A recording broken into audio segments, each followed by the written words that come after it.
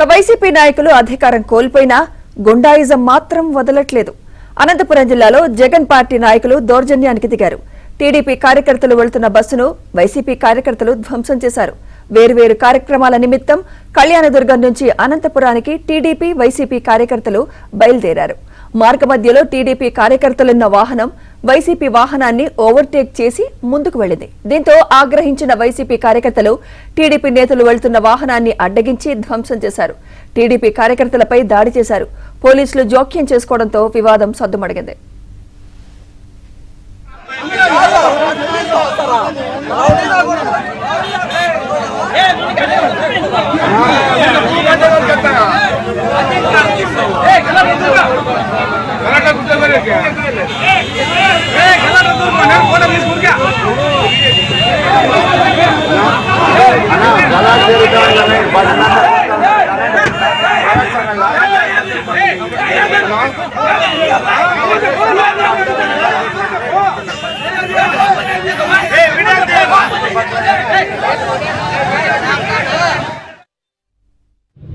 గడిచిన 5 ఏళ్లు 19 నుంచి 24 వరకు కూడా రాష్ట్రాన్ని పూర్తిగా దోచేసి అరాచక పాలన సృష్టించిన ఈ జగన్ రెడ్డి పరిపాలన ప్రజలంతా తిప్పికొట్టి ఈరోజు మాకు పరిపాలన అప్పచెప్తే కూడా ఈరోజు కూడా వాళ్ళ సంస్కృతిని ఎక్కడ కూడా అదే విధంగా పాటించాలని, అధికారులు ఉన్నట్టు బిహేవ్ చేయాలనే ఉద్దేశంతోనే ఈరోజు ఎవరైతే మా పార్టీ నాయకులు అనంతపురం వైపు వస్తున్నారో, ఇదే మన అనంతపురం రూరల్ కూరుకుంట దగ్గర మా బస్సును ఆపి మా బస్సుల అద్దాలు పగలగొట్టడం జరిగింది.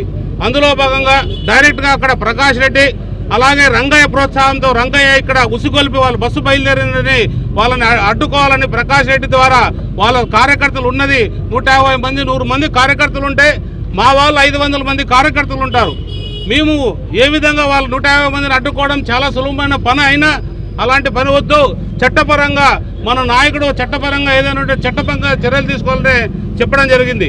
అలాంటి చట్టపరంగా చర్యలు తీసుకో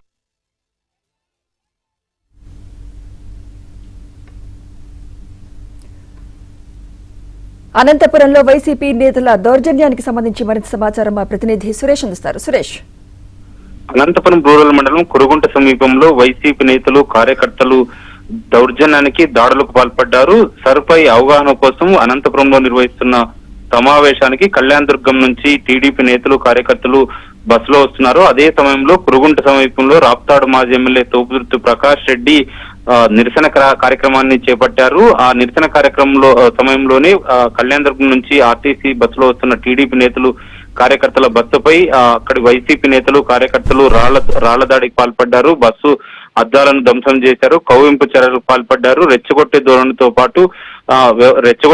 వ్యవహరిస్తూ టీడీపీ నేతల పట్ల కవ్వింపు చర్యలకు పాల్పడ్డారు. సమాచారం తెలుసుకున్న కళ్యాణదుర్గం టీడీపీ నేత దేవినేని ధర్మతేజ అక్కడికి చేరుకుని అనంతపురం రూరల్ పోలీసులకు ఫిర్యాదు చేశారు.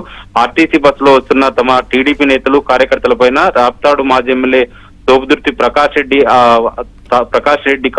ప్రోద్బలంతోనే అక్కడ వైసీపీ నేతలు కార్యకర్తలు దాడులకు పాల్పడ్డారంటూ రూరల్ పోలీసులకు ఫిర్యాదు చేశారు.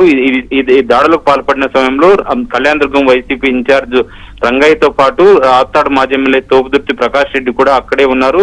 వారిద్దరూ రెచ్చగొట్టి ధోరణితోనే కార్యకర్తలను రెచ్చగొట్టి ధోరణితో వ్యవహరించడంతోనే వారంతా